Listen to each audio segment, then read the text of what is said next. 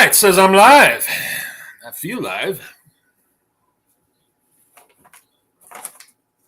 All right, welcome. Let's see. Oh, that looks better.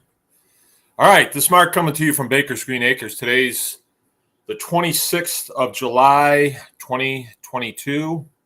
This is the Anyone Can Farm chat with yours truly. I'm coming to you from Marion, Michigan. It is the 26th. It's 2022, July. 8 o'clock at night. You may have noticed if you've been spotty coming in and out. Hey, Keith, that I wasn't on last Thursday. We had planned an interview with the Trombleys.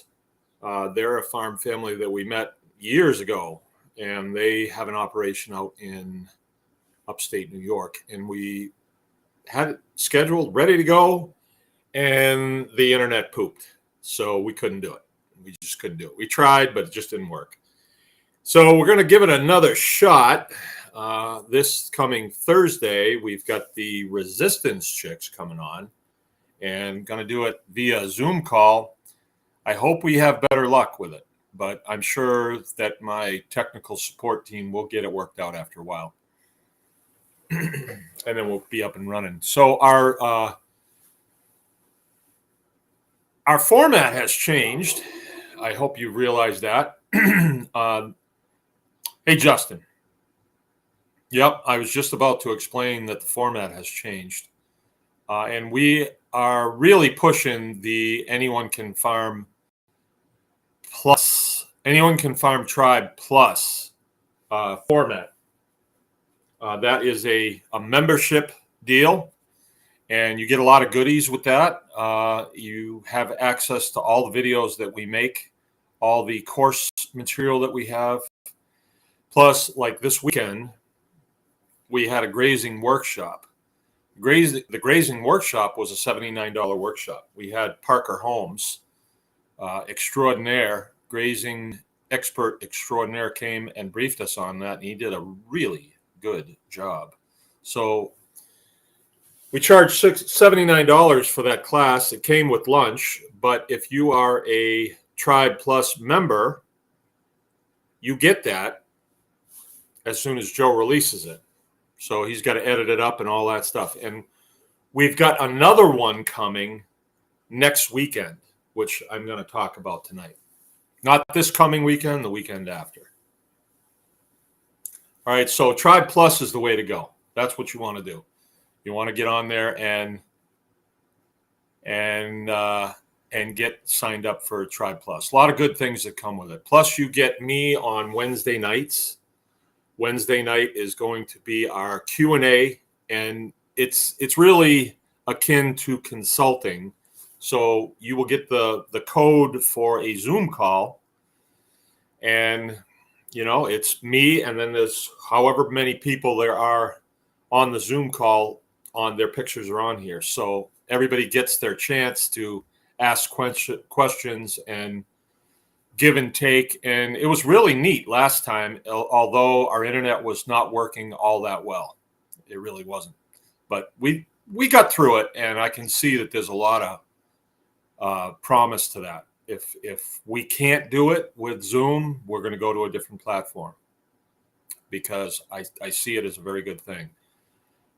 Consulting is not talked about enough. If you're entering into a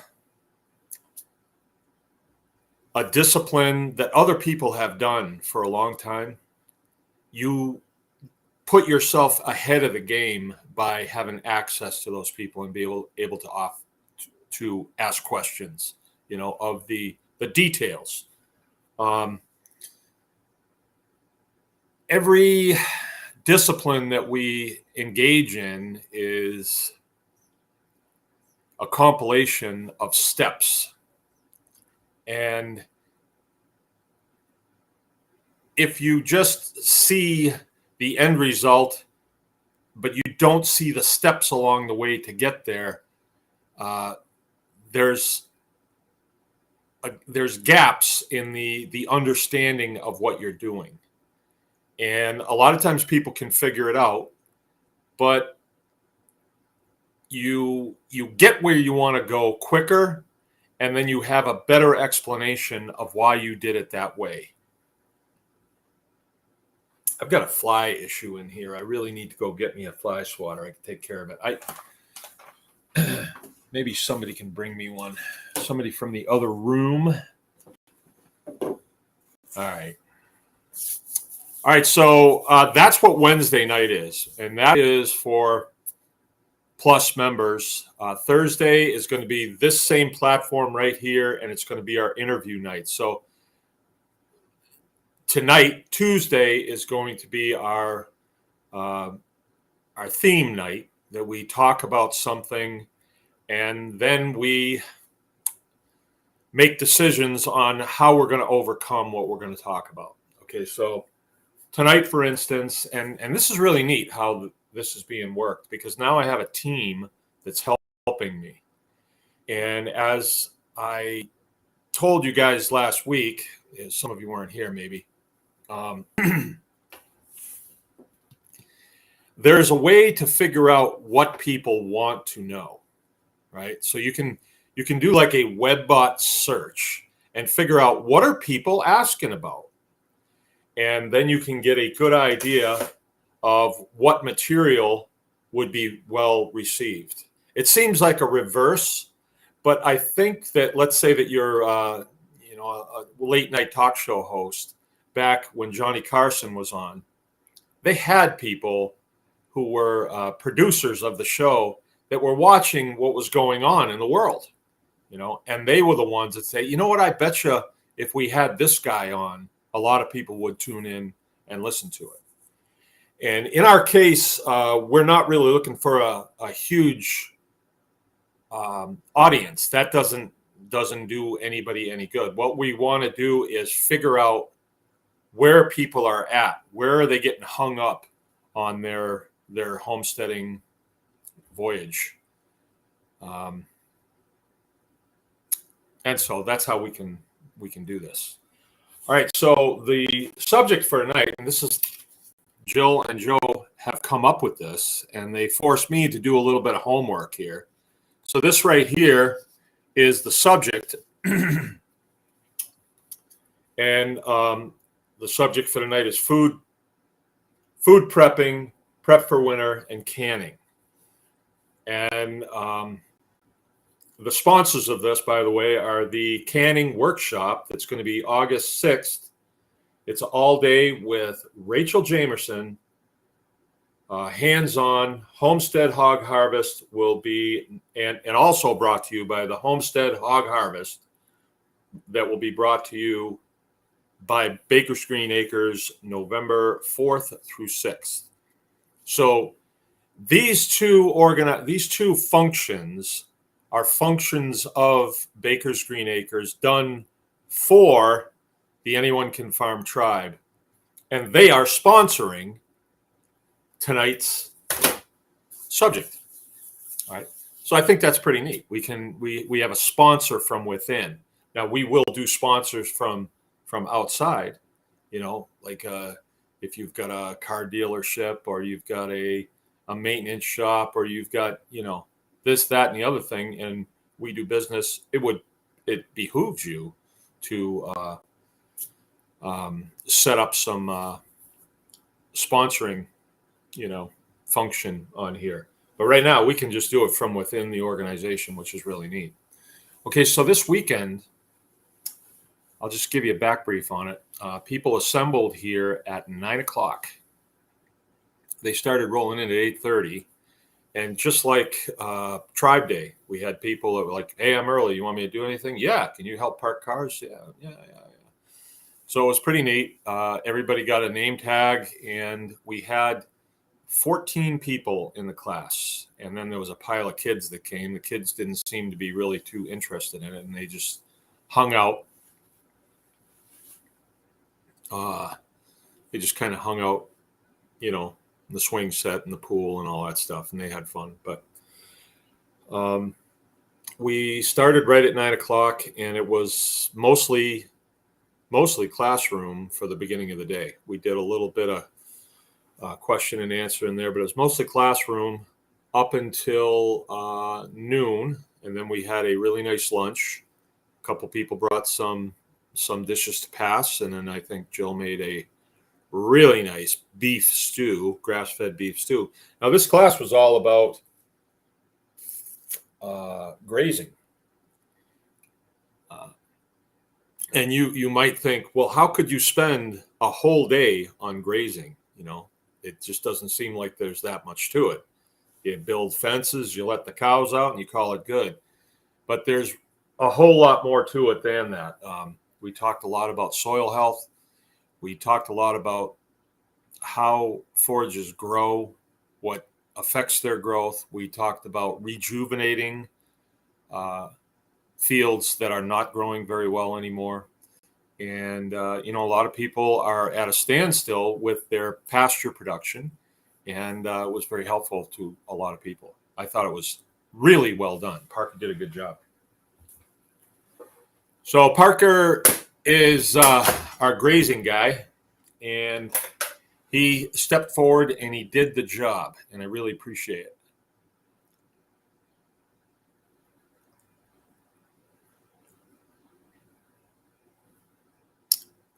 All right, let's see. We got some comments here. But it was a great day. We went out on the field and we set some fences. Had a really nice time.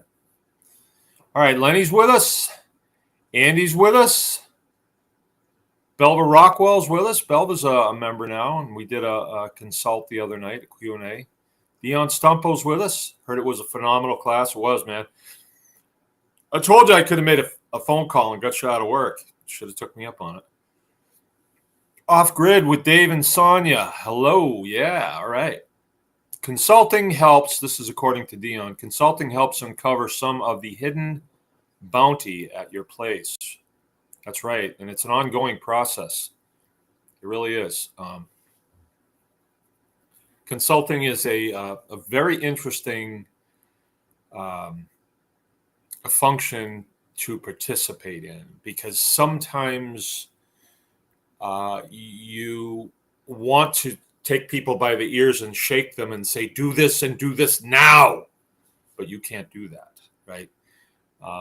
The consultant must be mission orientated. He must be able to look at the bigger picture.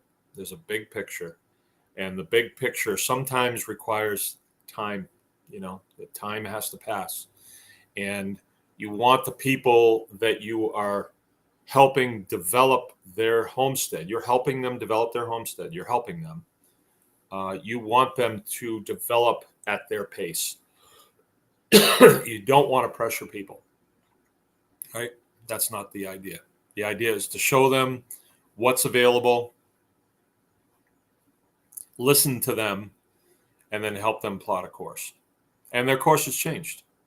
It does change. And all people are different. And it's nice when you have a classroom scenario and you have a bunch of different people in it. But it's a completely different animal when it's you and those people. I did a follow-up on a consulting today, as a matter of fact. And we did this consulting 3 months ago. Went up to this guy's place, looked at bare land, and I try to get as much information from the customer as possible. Like, what do you think you want to do here?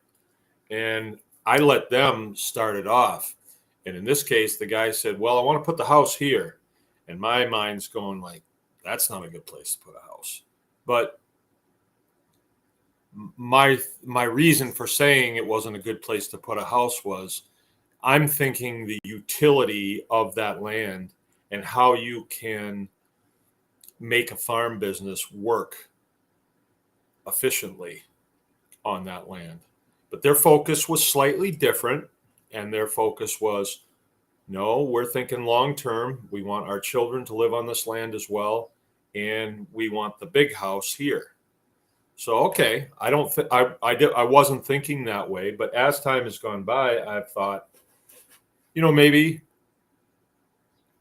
that's it, maybe that's valid, and doesn't really matter if it's valid or not in my mind, because that's what they want to do. So if we just say, okay, well, going from there, if that's where the house is going to go, then here's maybe a next good step. And I shared that with the guy today. I called him and I said, hey, I've just been thinking about this, and I think I know what the next step ought to be.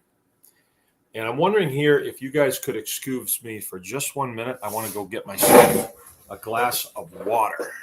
I will be back. Just about 30 seconds. Stand by.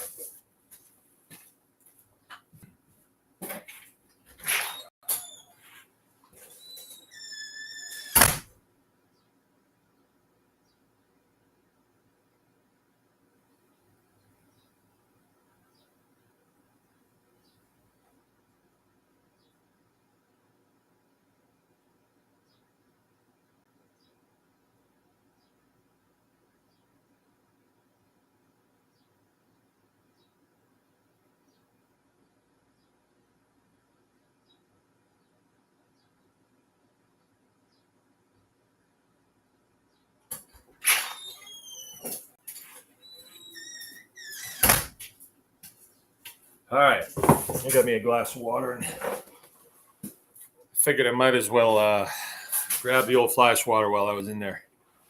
Yeah. All right. Come on back. Come at me. All right. So that's that. That's consulting. And consulting is available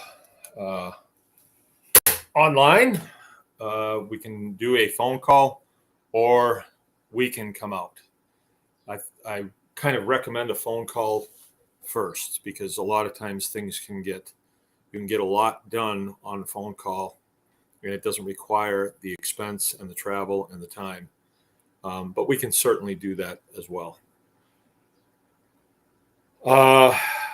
Okay, so we're going to be talking about food prepping, food for the winter, canning today. And that subject was picked because we're going to have a class, not this coming weekend, but the August 6th. All right, so that's going to be a Saturday morning, 9 o'clock. It's an all-day class. Start at 9. From now on, we're just going to say our classes start at 9, because we can say it ends at 3, but people usually stay, because it's not as though like this class that we did, part of it was my responsibility to take the class out and show them field operations, just putting in temporary fences and then explaining how to configure a fence so that we can get the maximum use out of our grass that we grow. And as we were out there, I mentioned something about, well, we pasture our chickens too. And so we swung over there and we took a look at them. And it's not like we're going to ignore the other functions that are going on this farm. So if you come here for a canning, it's not like you can't walk around and see what else is going on. And it's not like I won't answer your questions. I certainly will. Our goal here is to get as many people up to speed on this as possible, as quickly as possible. And that's why we want to talk about this. All right.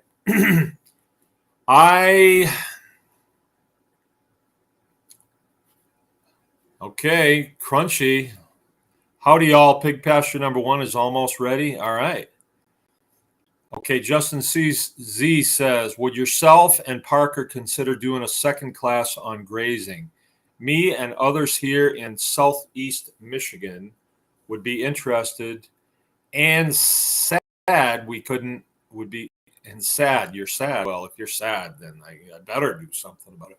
I don't want anybody to be sad. All right. Justin, I tell you what, if you had a class of 15 people or a class of 10 people, I'd do it. We'd set we've got a couple Saturdays we could set aside. I would. And then Ben Carson's with us. Right on.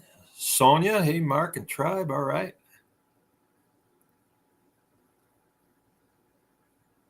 Elevator music. Oh, I see.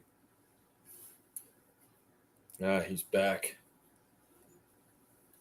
Oh, got a fly around my face too. All right. So in the course of my day, I listen to a little bit of news here and there.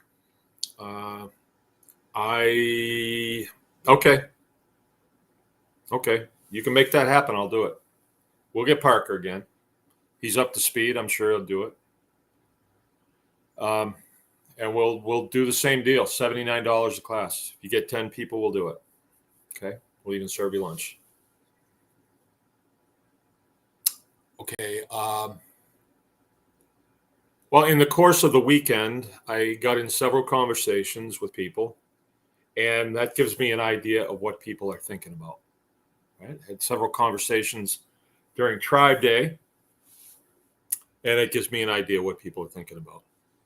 Today, I listened to my YouTube feed. I looked through it, and I have a couple of homesteading people that I listen to, and that's kind of new for me. I didn't used to listen to homesteaders, but there's one. Let's see, what the heck's his name?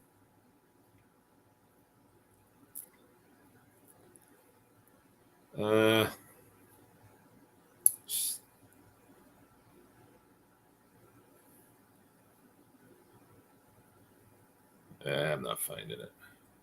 Sometimes it comes right up. Oh, well.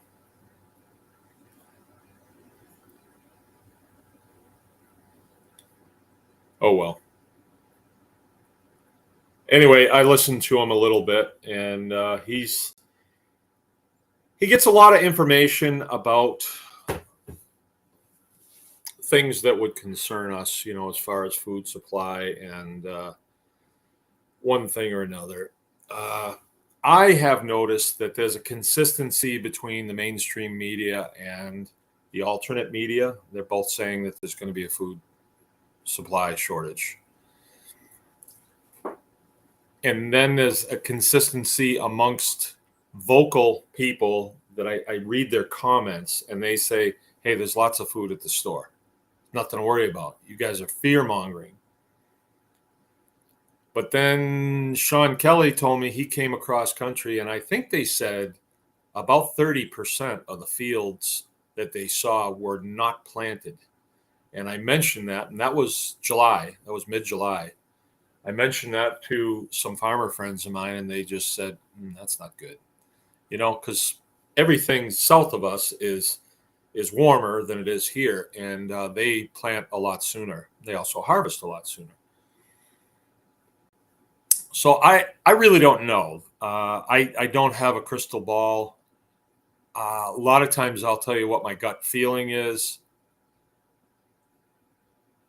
My gut feeling on this is there is an awful lot of counter operations going on to this food shortage. A food shortage that appears to me to be engineered. Okay, but there's a lot of counter operation going on. Like what we did this weekend, that was counter to that. We're showing people how to effectively graze cattle and generate about 2 to 3 pounds of body weight of an animal per day on pasture, just grazing pasture. So that is creating food. The industrial antithesis of that is feedlotting cattle, and they're having problems with that right now, right? So I guess I'm going to come down the same as I have in the past. I don't know, and my gut feeling is telling me prepare for the worst Hope for the best. That's all I can say, really. That's all I can say. And so if we're going to offer a class right now with all this going on, shouldn't it be something that's going to counter the operation that's going? And the operation is, hey, your food is going to be in short supply 1 year from now. This year's food was grown last year, so we're using it up now.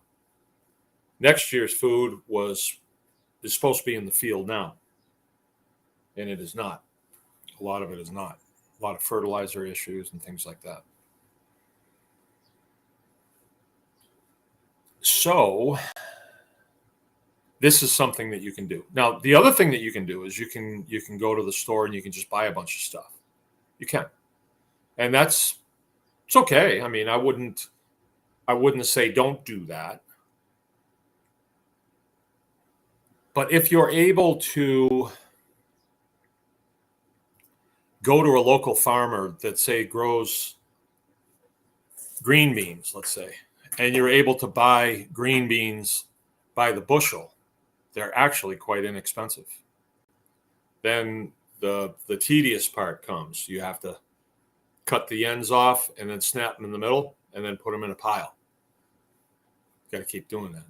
Then when you get the pile big enough, you take them and you put them in a jar. And then you put something in the jar and you put some water in the jar and you put a top on the jar and then you put it in a canner. And then you run the canner for a short period of time. I am not a canning expert. I'm actually going to take this class that Rachel's going to give because I watch my wife do it, but she doesn't tell me what she's doing. She's so quick. I never know, right? So, hey, Sean, how you doing? So, if you learn this skill, then you don't have to limit it to green beans. You can go and you can do squash. You can do, you name it, peas, beans, beef, chicken, all kinds of stuff, deer meat, all kinds of stuff. And it's something that you can do. So let's see what I have down here for points to make. You still have some say in this, all right? They're saying that there's going to be a food shortage. There may not be one in your house. Matter of fact, you could even take this to the other extreme. You could be the person who doesn't have a farm. Maybe you live in a neighborhood someplace, but you have a little bit of space or a big kitchen. Maybe your kids are gone. You just have your kitchen and, you have time to do this. You have time to snap beans and put them in and can them. And then at the end of the day, wow, you've canned 50 quarts of beans. And then you go to the farmer's market and then you see, whoa, blue Hubbard squash. And you buy that and you cut it up and cube it, put it in cans, and boom, you've got all this stuff canned up. You could,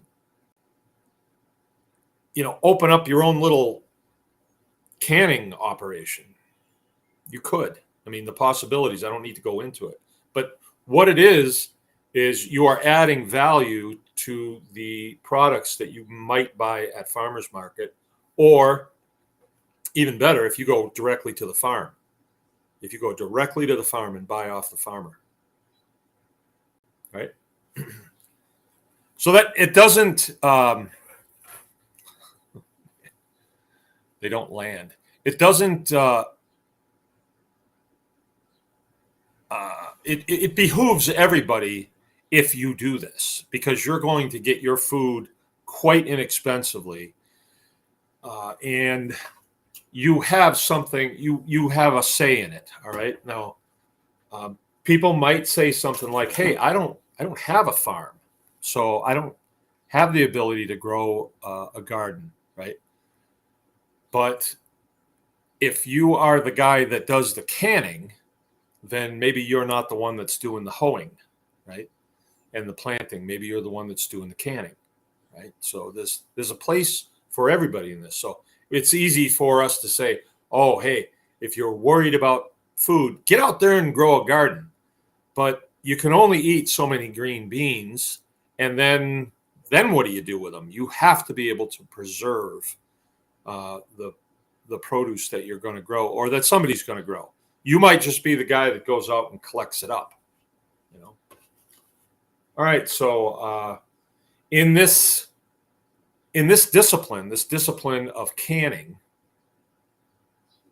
food prepping, I wrote in here that now is the time to really expand your scrounging skills. All right.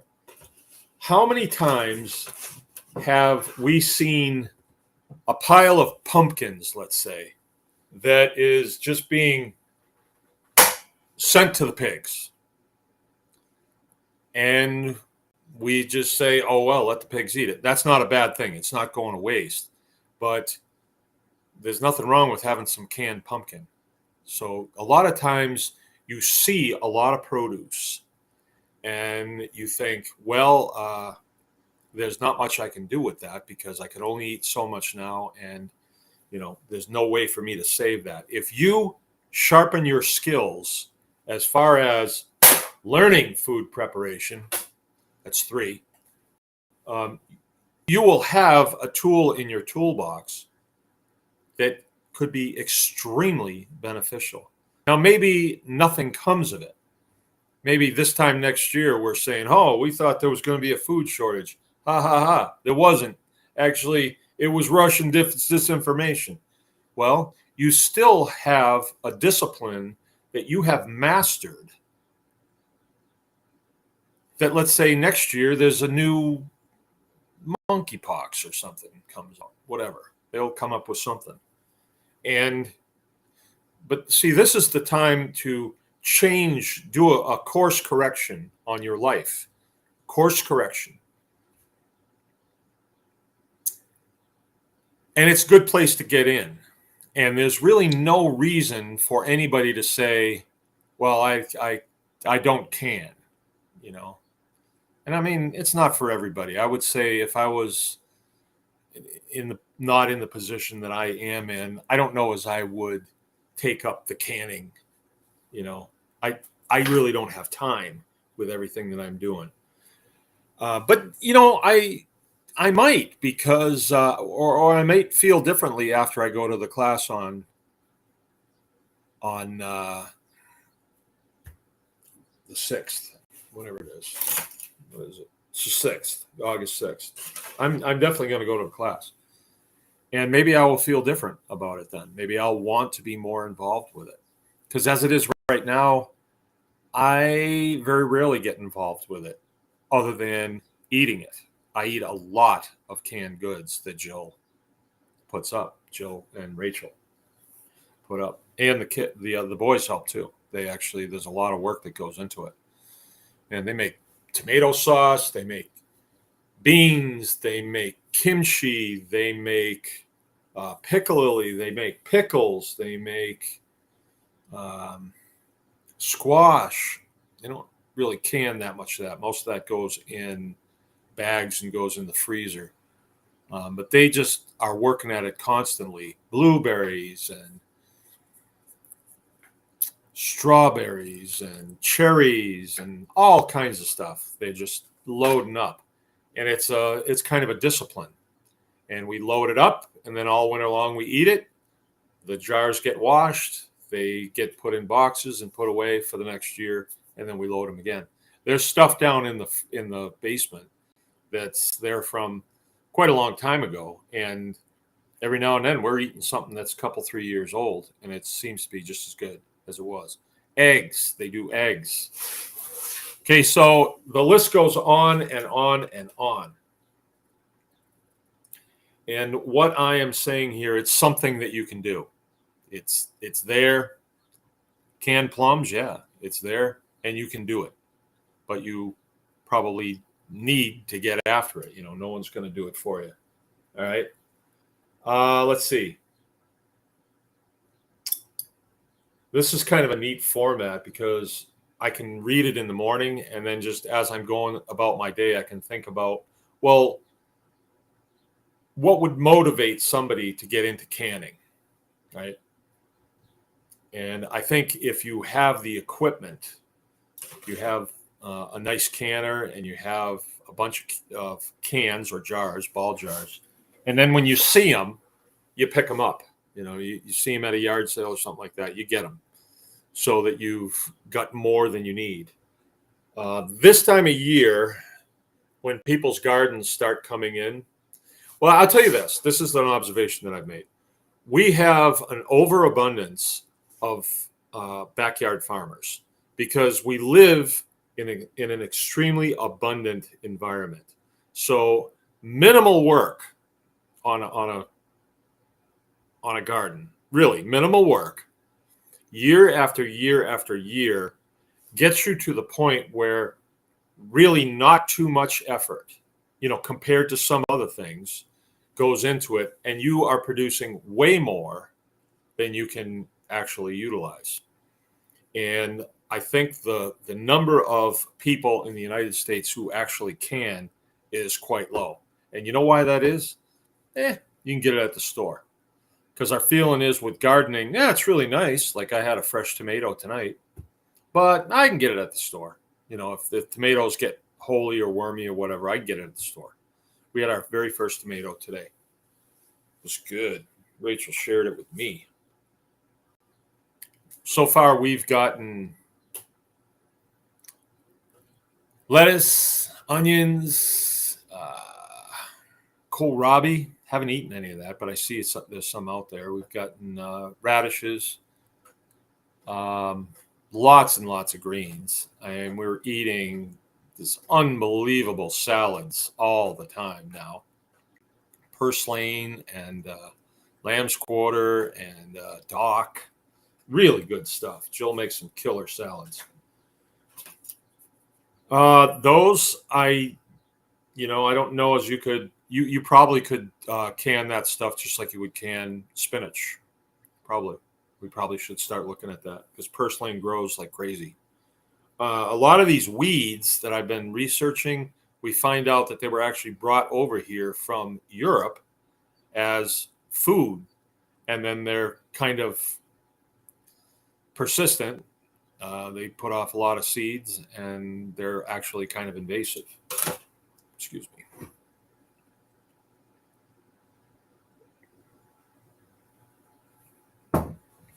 And we're kind of taught that they're weeds instead of food. Kohlrabi makes excellent sauerkraut. What's happening, Barn Geek? Long time. And the ghost is with us. I wonder where Nancy is. We haven't seen her in a couple of nights. Hope she's okay. All right. So what else do I got here? Okay, canning. When you're canning, let's see, I got to be careful how I say this because I haven't been very real directly involved, but it all kind of happens under my watch here. So I see it going on. I see people working. I see cans all over the counter, and they're putting a teaspoon of sugar in each or salt in each one and breaking the beans and whatever else they're putting in cans. I see it going on, and after the stuff comes out of the canner, I look at it and I say, "Oh, that's nice. I can't wait to eat that." So it does go on under my watch, even though I'm not directly involved with it. And I tell you what, it really changes your perspective on food. Okay. And I think this is an important concept to think about. A lot of you have experienced this, right? I would love if we had a round table right now and I could just say, tell me what you think about what I'm going to say about this. So you go to the store, let's say, and get a can of green beans. I don't even know what it would cost, but let's say it's 75 cents, $1, something like that. What's $1? It's almost to the point, $1 laying on the street. It's like, well, should I bend over and pick it up? I don't know. Okay, I will. You know, the value of our dollars is really decreased. I mean, sometimes if you see a penny, I know some people, if it's hard to bend over, they might just say, nah, just a penny. I'm not even going to pick it up. Right. So you might look at that can of green beans as not such a big deal, right? Now, there's another way to change your perspective on that can of green beans, and that's to go without eating for about 3 days. That can of green beans is going to seem like a T-bone steak. Not that I have ever been there. I have not. But I've been without food for periods of time, but never like 3 days. It just hasn't happened to me. And I've told you the story where I thought I was going to be without food, and that was bad enough. And that was the last time I wanted to be there. Okay, so the other way to change your perspective on this is to actually be involved with the canning. And once you do that, then you realize everything that goes into growing a garden. I am not saying it's easy, but once you get used to it, the effort that goes into it, and your garden is made, and you're basically laying rows out, it's actually kind of fun to put a garden in. It really is. So maybe a hard day's work to some people might not seem like a real hard day's work to us, because we do this stuff all the time. That's what I'm trying to get across. Okay, so changing your perspective on your food. Okay, scrounging.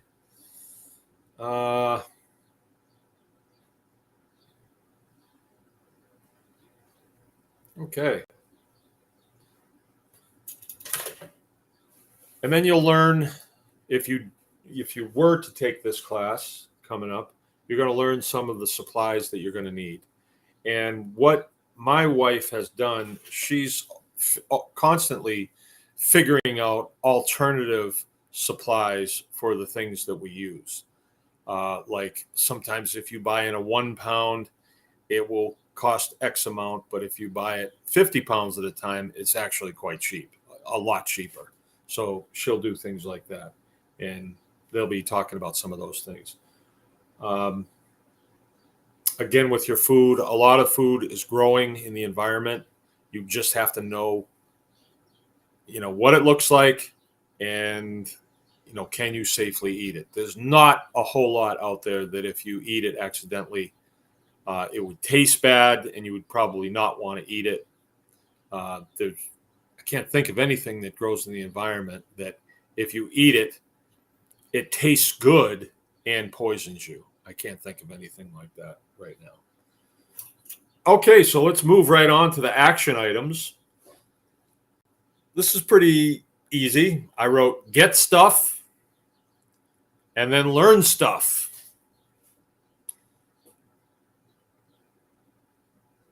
Learning stuff, come to our class.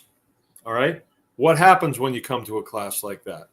You're going to meet other farmers or other prospective farmers, or maybe you'll meet people that live around you that are already there. They're cruising along with their farming operation, and you can build your community right there. So somebody that I can think of, like Sonia here. Sonia talked to us quite a bit about bartering at the campfire here on Tribe Weekend. And it was fascinating to listen to what she's bartered for cakes. She's a cake maker. And so imagine if you were a salsa maker and you had lots and lots of cans of salsa. And I know that at this point, it's not like a cake. It might not be as good a currency in good times, but gaining the skills necessary to do that, now is the time to gain those skills, not when your life depends on it. Okay. So that's the direction that I'm going to go. That's the direction that we have gone as a family. That's the direction that I am promoting here. But I am also promoting, if you had an extra $200 right now, I would get to the store and I would load up on rice, beans, shrimp cocktail. No, maybe not shrimp cocktail, but tuna fish, things like that, that is storable items that if there is some sort of food hiccup and we wind up at a place where we have to be standing in line to get food, that you've secured food. There's another way to think about this too, is if you buy, let's say, tuna fish now, it's at, July 26, 2022 prices, whatever it is. I know it's going to be more expensive than it was a year ago, but what will it be a year from now? Will inflation take it even further? There's a possibility. No, I don't know. I'm sure there's people that do know. We see some stuff coming down. I bought 2x4s yesterday. I bought two 2x4 10s and two 2x4 12s, pressure treated. The pressure treated 2x12s were about $1 a foot. Well, that is down from about $1.60 a foot just 4 months ago. So it's come down a little bit. And actually, it's not too bad. I mean, it seems like a lot, $12 for a 2x4. I remember when I was much younger, you get 2x4s for 99 cents, to just stud, 96 inches, 99 cents. Not anymore. All right. So from that point of view, if you buy food now and you need to eat it a year from now, you're actually eating food that's, it's appreciated in value. And I don't know, some of the doomsdayers out there are saying some pretty nasty stuff about people who live in the city that don't think this way, and they believe that the food will always be at the store because it always has. And if it isn't, what do they do? If they have not prepared at all, what are they going to do? I don't know. You can think about that. You just don't know what's going to happen.